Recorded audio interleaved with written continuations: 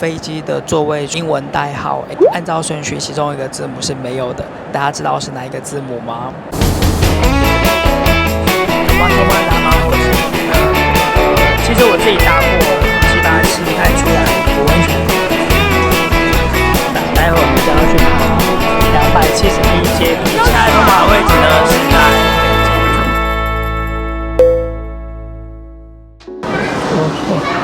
Hello， 我是头把，我现在人在桃园机场，我们要来坐飞机。我们先去看看我们的航班在哪里。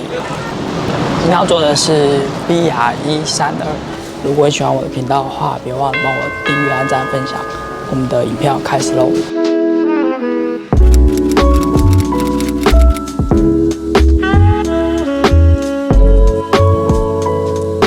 我们今天要去14的后面。好，今天要飞哪里呢？大阪。今天行动电源、电池、打火机都没有。都没有。今天登机门比较远，在 B7 8点钟开始登机。贵宾室的话，它在登机再进去就可以了。 OK， 好，谢谢。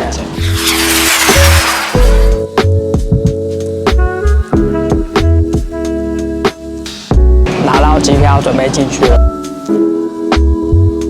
长荣的贵宾室 Infinity 4个里面第2个等级，搭乘长荣的皇璽桂冠舱就可以进来这个贵宾室里面。最高等的 The Garden 的话，你就必须要钻石卡、无限卡，然后才可以进去。The Star 的话，变成是星空联盟，像是 ANA 啊、新加坡航空，都可以进到 The Star 去。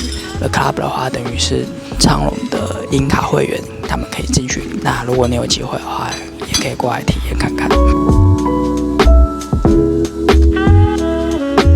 这个是 Infinity 的小人盥洗用具，我用欧舒丹这个品牌，我先洗澡了，我们待会再聊。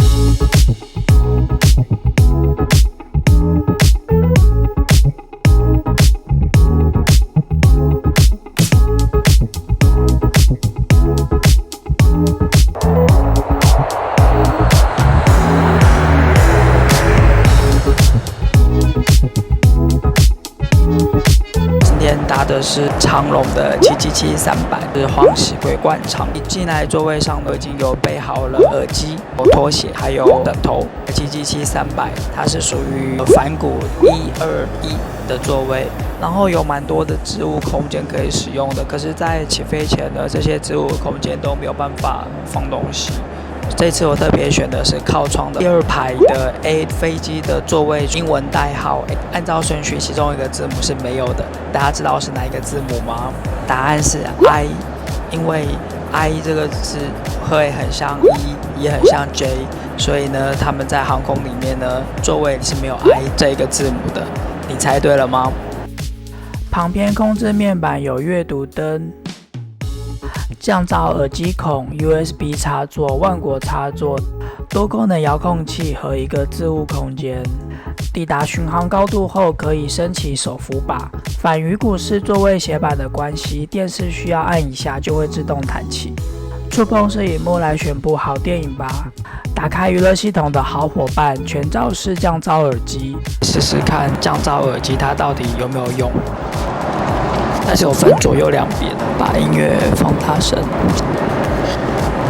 似乎没有效果，拿下来看一下，再戴上去看看，好像是接触不良，再重新插入插座试试。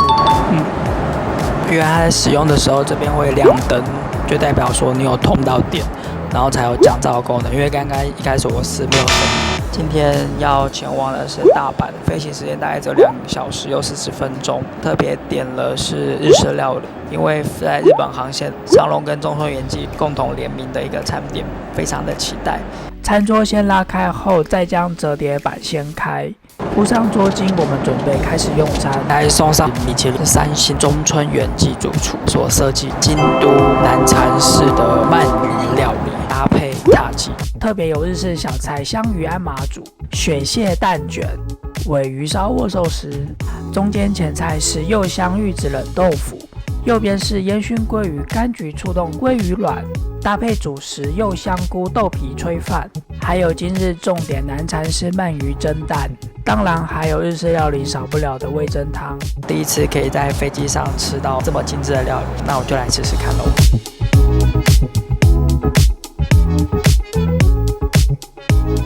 用晚餐后的甜点是水果酒冻加绿茶。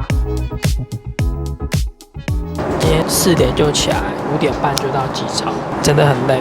还有多久啊？只剩47分钟就要降落了耶！小休息一下，按下这个睡眠就可以睡觉了。它可以完全平躺，居然可以睡在飞机上面。如果这是长途旅行的话，会有多好？你看这个脚的空间。啊！我忘记脱鞋子了，这是不良示范，待会再来一次。777-300的厕所，大家知道这个烟灰缸要做什么吗？因为我们都知道，在飞机上不是全面都是禁烟的嘛。为了如果你万一真正犯法抽烟的时候，你还有一个地方可以让它洗掉，所以它还是有个烟灰缸。不过在以前飞机上面是可以抽烟的，这是已经很久很久以前了。为了飞行安全着想，现在就没办法了。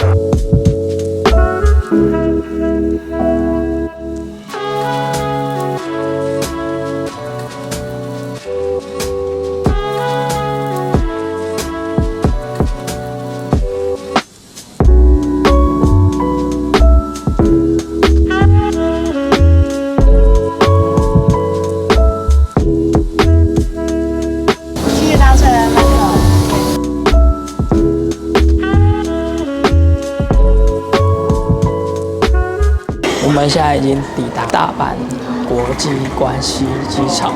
以上呢就是这一次搭乘长荣777-300黄喜桂冠场航空体验，希望你会喜欢。别忘了帮我订阅，那喜欢的话要记得按赞。那我们就下次影片见，期待这一次的关西之旅，拜拜。看看窗户的地方，窗户大家有注意到，除了它是椭圆形之外，它上面还有一个洞。大家知道这又是为了什么吗？飞机的窗户呢有3层，最外面1层，中间1层，还有我们看到最里面的1层。这个小孔能够平衡飞机内外的压力，同时也为了避免窗户起雾而设计。你答对了吗？